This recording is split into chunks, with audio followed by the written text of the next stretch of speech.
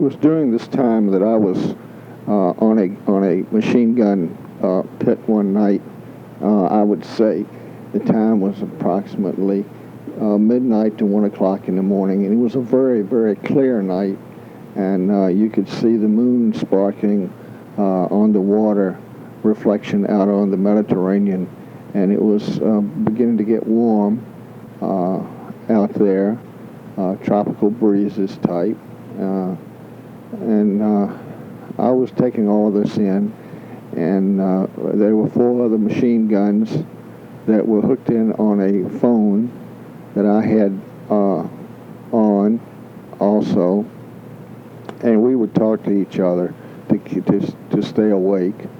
And all at once I looked up out towards the French coast, and it looked like up in the air approximately, I couldn't estimate because I'd never seen anything like it before, but it looked like a big giant orange ball, orange, I mean real pure orange, about the size of a building. For instance, I'm talking about the size of a state capitol, an enormous type circular light orange. And I asked the other boys on the phone, I said, "Do you see what I see?" And in awe they said, "Yes, we are looking at that too." Later on, after this, they became known as flying saucers, which I'm sure by the time that this is played to you boys, Andrew, and you, Scott, Allen, flying saucers will no longer be a mystery, and you will have found out that they are visitors from what we called at that time outer space. They also went under the designation as unidentifiable objects. Right after World War II, there were a lot of sightings of unidentified flying objects, and there were all kinds of speculation as to what they were and who they were. I was reminded of the Bible, where it was said Ezekiel saw the wheel way up in the middle of the air.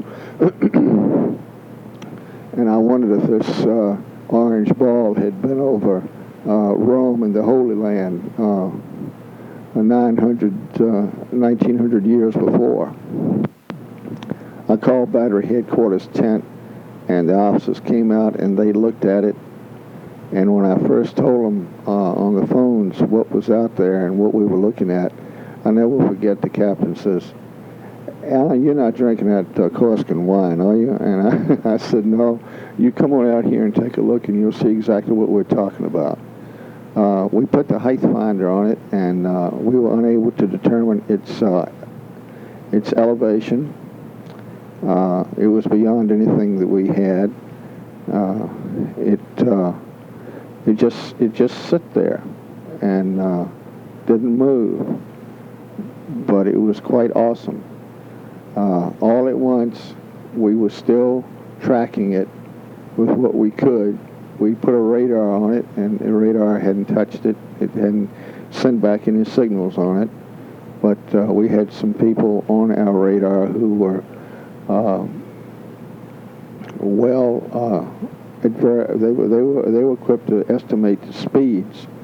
And this thing started to move away from us, going up, and moving towards over the Europe French coastline, and unheard of, absolutely unheard of. They said it looks like it's going in excess of speed of 5,000 miles an hour.